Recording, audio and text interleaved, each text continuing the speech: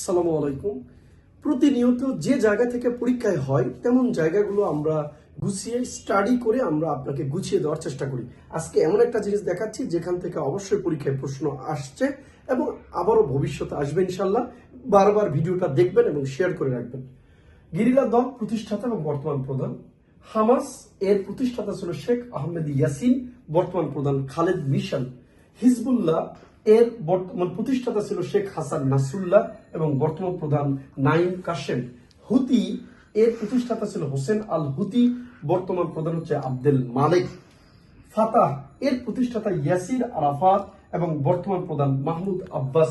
PLO Palestine Liberation Organization এর প্রতিষ্ঠাতা ইয়াসির আরাফাত এবং বর্তমান চেয়ারম্যান মাহমুদ আব্বাস। সম্প্রতি 8 ডিসেম্বর 2024 মধ্যপ্রাচ্যের গুরুত্বপূর্ণ একটা দেশ সিরিয়া, এই সিরিয়ার বাশার সরকারের 24 বছর শাসনের পরাজয়ের নেতৃত্ব দিয়েছে যে সংগঠনটি, তার নাম হায়াত তাহরির আল শামস, যাকে আমরা সংক্ষেপে বলি HTS।